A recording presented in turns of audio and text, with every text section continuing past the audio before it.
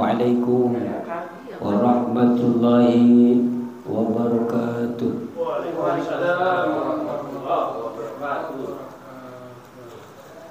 Alhamdulillahi rabbil alamin.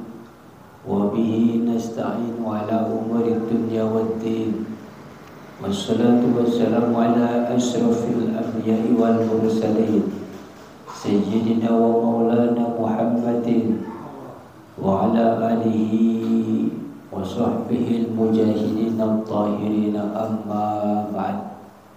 Faqad qala Allah ta'ala fil Qur'anil Karim, a'udzu billahi minasy syaithanir rajim. Bismillahirrahmanirrahim. Wa in ta'adzana rabbukum la in syakartum la azidannakum wa la in kafartum inna 'adzabi lasadid. Qalu subhanaka la ilma lana illa ma 'allamtana innaka antal alimul hakim. Wa qala an-nabiy sallallahu alaihi wasallam, taraktu fikum amrayni lam tadilu ma tamassaktum bihima, kitabullah wa sunnatur rasul. Sadaqallahul azim. Yang saya hormati Ketua DKM Mushola As-Sofa, yang saya hormati pengurus Mahat, para santri, bapak-bapak, ibu-ibu jamaah yang dimuliakan Allah Subhanahu wa ta'ala. Mari sama-sama kita memanjatkan puji syukur kehadirat Allah Subhanahu wa ta'ala. Pada malam hari ini kita masih diberikan sehat walafiat sehingga kita bisa hadir di taklim rutin kita malam Kamis Mahat As-Sofa. Mudah-mudahan taklim pada malam hari ini akan mendapatkan pahala dari Allah Subhanahu wa ta'ala. Salawat dan salam semoga tetap terlimpah curahkan kepada junjungan kita Nabi besar Muhammad sallallahu alaihi wasallam, keluarga, sahabat dan pengikutnya. Bapak Ibu hadirin yang berbahagia, kita sekarang sudah memasuki bulan Agustus tahun 2023. Ada momen-momen yang berdekatan dengan kita. Yang pertama adalah momentum 17 Agustus, hari kemerdekaan Republik Indonesia ke-78. Belum lama kita lalui juga adalah tahun baru Islam, 1 Muharram tahun 1445 Hijriah. Maka dalam kesempatan yang singkat ini ada baiknya kita merenungi apa itu arti kemerdekaan dan bagaimana sikap kita sebagai orang muslim terhadap kemerdekaan yang diberikan oleh Allah kepada kita. Ma'asyiral muslimin rahimakumullah. 350 tahun Indonesia dijajah oleh bangsa asing, mulai dari Portugis, Inggris, lalu kemudian Belanda dan bangsa-bangsa yang lain, yang kemudian menjadikan Indonesia yang tadinya subur makmur gemah ripah loh jinawi, tetapi kemudian sumber daya alam yang ada di Indonesia itu diangkut oleh para penjajah, dan kemudian kita menjadi bangsa yang terbelakang. Ma'asyiral muslimin rahimakumullah. Istiqlal itu atau merdeka itu berasal dari kata al-istiqlal, Bang Boy. Jadi istiqlal, masjid yang di Jakarta sana, itu artinya adalah merdeka. Al-istiqlal, ya, yastaqillu tustoliqo, itu seperti itu. Jadi merdeka atau independen, tidak terpengaruh orang lain. Artinya bebas dari belenggu penjajah, tidak terkena dari tuntutan apapun. Itu artinya merdeka. Maka yang harus kita lakukan adalah 3 hal. Pertama, kita bersyukur atas nikmat kemerdekaan. Yang kedua, kita menghargai jasa para pahlawan. Dan yang ketiga adalah mengisi kemerdekaan. Ada 3:13, ada 3:17 yang tidak boleh kita lupakan. Berapa Bang Boy? Berapa? Ada 3:17 yang tidak boleh kita lupakan. Yang pertama adalah 17 Agustus, yang kedua 17 rakaat, dan yang ketiga 17 Ramadan. 17 Agustus itu artinya adalah kemerdekaan Republik Indonesia, yang bulan ini kita memasuki tahun yang ke-78 Indonesia merdeka. Ini digambarkan di dalam surat Al-An'am 76 sampai dengan 79, kisah Nabi Ibrahim alaihissalam dalam menemukan Tuhannya. Karena dulu ternyata Nabi Ibrahim itu di dalam menemukan Tuhannya itu melalui sebuah kontemplasi yang panjang. Oh, ini Tuhan saya bulan. Tapi ternyata sudah mendekati pagi, tidak mungkin Tuhan itu tenggelam, dia kecewa. Lalu kemudian siang hari, barangkali ini lebih besar Tuhan saya, lebih panas dan lebih terang. Tapi menjelang maghrib dia juga tenggelam begitu saja. Tidak mungkin Tuhan hilang. Maka dari itu pasti ini bukan Tuhan saya. Dan akhirnya kemudian Nabiullah Ibrahim menemukan Tuhan yang sesungguhnya adalah Tuhan yang menciptakan bulan, yang menciptakan langit, yang menciptakan alam semesta. Itu namanya merdeka. Yang kedua dikisahkan lagi dalam surat Al-Baqarah 49. Ketika Nabi Musa alaihissalam dikejar-kejar oleh Raja Fir'aun dan bala tentaranya. Sampai di pinggir laut kebingungan. Kalau dia maju ke Cebun, kalau dia diam pasti akan digasak oleh Fir'aun dan bala tentaranya. Maka kemudian Allah Subhanahu wa ta'ala memberikan instruksi wahyu kepada Nabi Musa, yang dia mempunyai sebuah tongkat. Pukulkan 3 kali ke dalam laut, dan akhirnya kemudian laut terbelah menjadi 2. Yang tadinya lautan tapi kemudian menjadi jalanan, jadi dinding, Mang Udin. Subhanallah, kalau bukan kekuasaan Allah.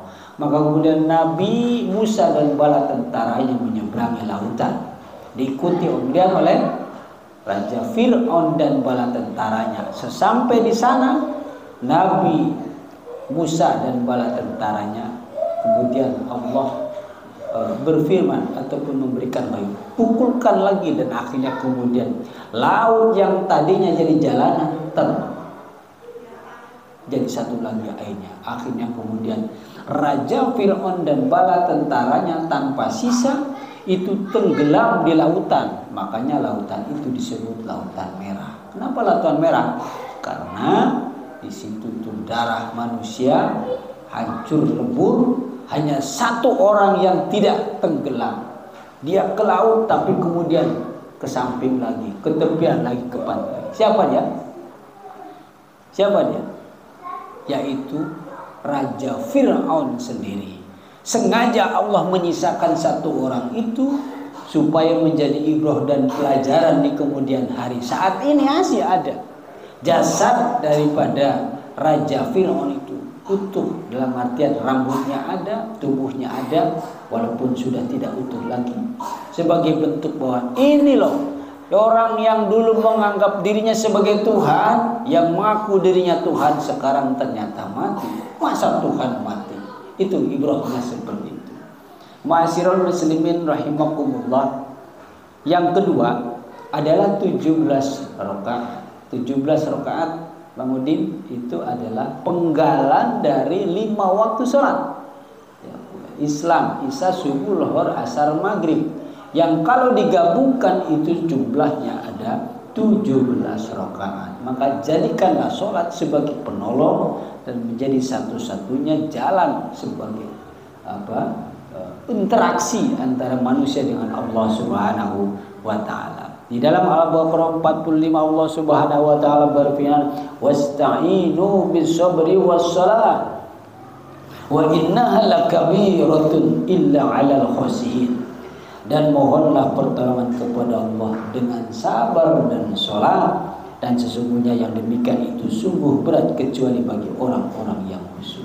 Jadi kalau kita mempunyai persoalan, Bang Nesin, itu katanya kita hanya 2 hal, yaitu kita sholat dan kemudian kita sabar kepada Allah Subhanahu wa ta'ala. Jadikan sabar dan sholat sebagai penolongmu, maka insya Allah segala macam urusan dan problematika hidup kita akan mendapatkan solusi dari Allah Subhanahu wa ta'ala.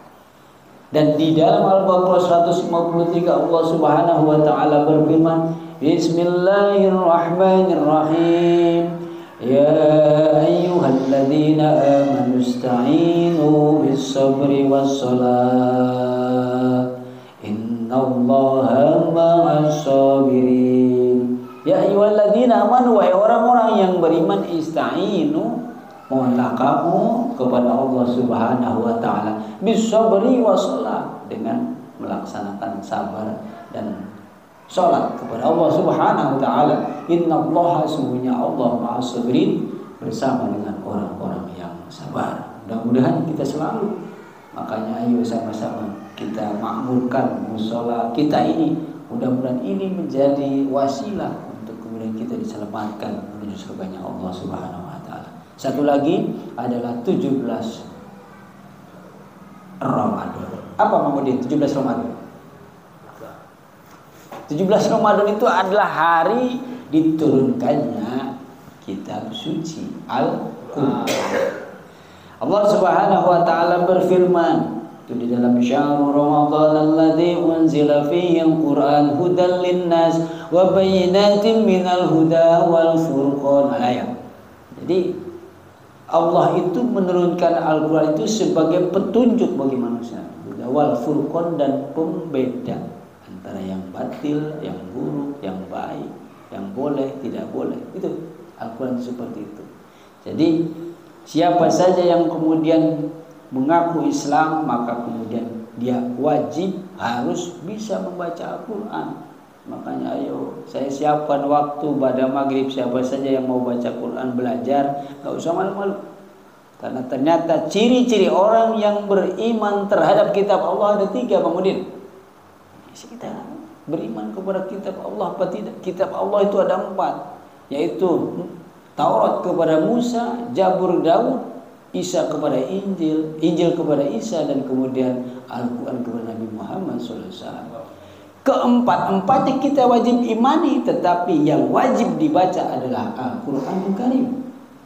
Dan direduksi itu Zabur, itu Taurat, dan itu Injil di dalam Al-Quran karena sudah disempurnakan. Al-yawma akmaltu lakum dinakum wa atmamtu alaikum ni'mati wa raditu lakumul Islam dinan. Sudah sempurna agama Islam itu, maka kita tidak perlu kemudian khawatir lagi. Dan di dalam Al-Quran Karim surat Al-Baqarah ayat yang kedua setelah Bismillahirrahmanirrahim, Alif Lam Mim, Dzalikal kitabu la raiba fihi hudal lil muttaqin. Ternyata tidak ada keraguan sama sekali, hadal kitab ini Al-Quran, dan itu adalah merupakan petunjuk bagi orang-orang yang bertakwa kepada Allah Subhanahu wa ta'ala. Maka ketika kita menganggap bahwa Allah itu adalah Tuhan kita, ketika kita ada persoalan, tidak perlu kita pergi ke dukun, tidak perlu kita pergi ke orang pintar. Belum tentu yang kita datang itu lebih pintar daripada kita. Kita punya Allah Subhanahu wa ta'ala, maka dengan bersabar dan melaksanakan sholat itu kunci untuk kita mohon perlindungan daripada Allah Subhanahu wa ta'ala. Maka Nabi Muhammad SAW sudah bersumpah, taraktu fikum amroini lan tadilu ma tamassaktum bihima, kitabullah wa sunnatur rasul. Jadi telah aku tinggalkan 2 perkara, kata Nabi, yang siapa saja berpegang teguh kepada 2 perkara tersebut, maka dia tidak akan pernah celaka seumur hidup. Apa itu? Yaitu kitab Allah, yaitu Al-Quran, dan sunnah Nabi kita Muhammad SAW. Kita sebagai ahlu sunnah wal jamaah, sandaran kita 4. Sumber hukum Islam kita itu ada 4. Yang pertama Al-Quran, yang kedua Al-Hadis, ditambah lagi ijma dan qiyas. Ijma itu kesepakatan para ulama. Maka di dalam Islam banyak sekali kitab. Riyadhus Shalihin, kitab Majmu, kitab yang dipakai oleh para salafus saleh, itu adalah kitab-kitab itu dikarang oleh para tabi'in dan para sahabat Nabi Muhammad SAW sampai kemudian ke sini. Tetapi intinya adalah bereduksi daripada Al-Quran dan hadis Nabi Muhammad Sallallahu Alaihi Wasallam. Ya, mudah-mudahan dengan kita selalu ingat kepada 17 Agustus berarti cinta kepada tanah air dan bangsa. Lalu kemudian 17 rakaat kita menjadi seorang muslim yang baik. Karena siapa yang melaksanakan sholat, kalau sholatnya baik, maka seluruh amalannya dianggap baik. Tapi ketika kemudian sholat kita dianggap buruk, tidak diterima oleh Allah Subhanahu wa Ta'ala, na'udzubillah min dzalik, maka kemudian seluruh amalan kita juga dianggap tidak baik. Dan kita dakhalan nar, masuk ke dalam nerakanya Allah Subhanahu wa Ta'ala. Maka ayo, yang masih ragu-ragu tentang sholatnya bagaimana harus benar dan segala macam, kita sama-sama belajar di sini di As-Safa. Mudah-mudahan ini Bang Udin, Bang Boi yang sedang ada persoalan ekonomi segala macam, Allah berikan keteguhan hati dan solusi dari setiap persoalan yang dihadapi. Amin, amin ya Rabbal Alamin. Satu hal lagi, korelasinya apa dengan tahun baru Islam yang baru lalu adalah itu surat Al-Anfal 72. Bismillahirrahmanirrahim. Innal ladzina amanu wa hajaru wa jahadu bi amwalihim wa anfusihim fi sabilillahi wal ladzina awaw wa nasru ulaika ba'duhum ala awliya'u ba'd. Sesungguhnya orang-orang yang beriman dan berhijrah serta berjihad bi amwalihim dengan hartanya, wa anfusihim dan juga dengan jiwanya, fisabilillah di jalan Allah Subhanahu wa Ta'ala, walladzina awaw wa nasru ulaika ba'duhum awliya'u ba'd, dan memberikan tempat kediaman serta pertolongan kepada orang-orang muhajirin, mereka itu satu sama lain saling melindungi. Jadi mari sama-sama, sesama muslim di antara kita tidak boleh centang berenang, kita harus bersatu termasuk di dalam mengembangkan dakwah yang berada di As-Safa. Kalau kita tidak bersatu, maka kita akan sulit maju ke depan. Ayo sama-sama kita bersatu dengan Bang Toto, dengan Bang Nevin, dengan Bang Zul, semua komponen daripada DKM, Majelis Ta'lim, madrasah dan segala macam. Insya Allah peradaban di sini akan mendapatkan trust dan pengakuan masyarakat. Demikian yang dapat saya sampaikan, walaupun sederhana, tapi mudah-mudahan menjadi sebuah perenungan dalam rangka untuk meningkatkan kecintaan kita kepada Allah, kepada Rasul, kepada tanah air dan bangsa. Amin ya Rabbal Alamin. Allahul muwafiq ila aqwamit thoriq. Assalamualaikum warahmatullahi wabarakatuh. Al-Fatihah. A'udzubillahi minasyaitonir rajim. Bismillahirrahmanirrahim. Alhamdulillahi rabbil alamin. Rahmanir rahim. Maliki yaumiddin. Iyyaka na'budu wa iyyaka nasta'in. Shiratal mustaqim. Shiratal ladzina an'amta 'alaihim ghairil maghdubi 'alaihim